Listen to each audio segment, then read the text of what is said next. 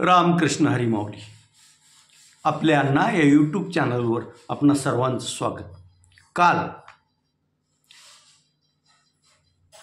उपळा येथून गजानन महाराज पालखीचा धाराशिव शहरात आगमन झाले.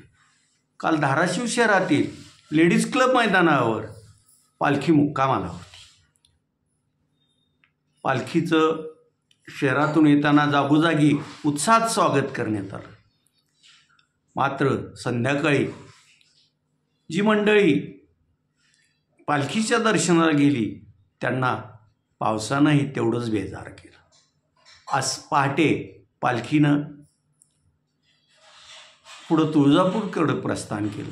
सकाळी वडगाव सिद्धेश्वर येथे पालखीचा थोडा विसावा होता आणि तिथं वडगाव सिद्धेश्वर गावातील सर्व भक्तांनी पालखीला चहा नाश्त्याची व्यवस्था केली. आज पालखीचा मुक्काम महाराष्ट्राची कुलदेवता असणाऱ्या तुळजापूर शहरात असणार आहे. इकडं पारगाव येथे संत मुक्ताईची पालखी काल मुक्कामाला होती. तेथे पारगावकरांनी मुक्ताई पालखीचं अगदी मनोभावे स्वागत केलं आणि पालखीत असणाऱ्या सर्व वारकऱ्यांची व्यवस्थाही केली. सकाळी पालखी पारगावहून पुढं पंढरपूरकडे तिनं प्रस्थान केलं. इकडं तुकोबारायाची पालखी परवा बारामती येथे मुक्कामाला होती. काल तिनं बारामतीकडून पुढं प्रस्थान केलं. पुढं काटेवाडी इथे माऊलीच्या पालखीला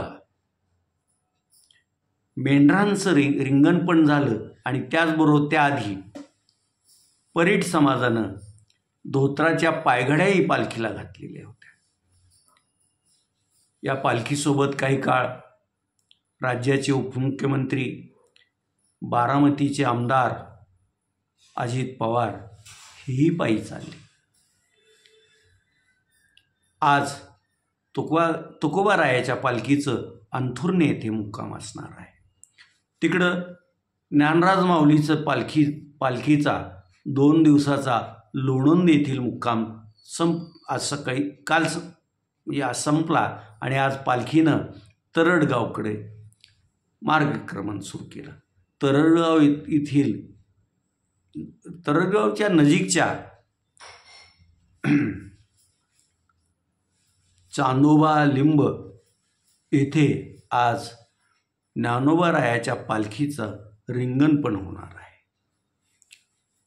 आणि हे रिंगण पालखीसोबत चालणाऱ्या वारकऱ्यांना अजून प्रेरणा देईल आणि पंढरपूरपर्यंतचं त्यांचं मार्गक्रमण त्यांना योग्य प्रकारे करता येईल असंच दिसतंय.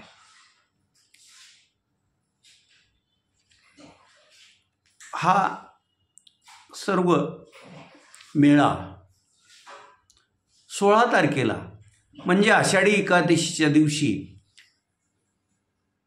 विठ्ठल मंदिर असलेल्या पंढरपुरात दाखल होईल आणि मग तिथे सर्व मिळून विठ्ठलाच्या चरणी लीन होतील आणि मग 1-2 दिवसानंतर ह्या पालख्या आपल्या परतीच्या मार्गावर लागतील. या पालखी सोहळ्यात कोणी अतिश्रीमंत नसतो, कुणी ज्येष्ठ नसतो, कुणी कनिष्ठ नसतो आणि कुणी गरीब पण नसतो. सर्व हे त्या विठोबाचे पाईक असलेली माणसं असतात आणि त्यामुळंच या पालखी सोहळ्याला महाराष्ट्राच्या दृष्टीनं तरी अनन्य असं महत्त्व आहे. आणि म्हणूनच सर्व आपल्या जीवनातले व्याप सोडून अनेक जण या पालखी सोहळ्यात सहभागी होतात.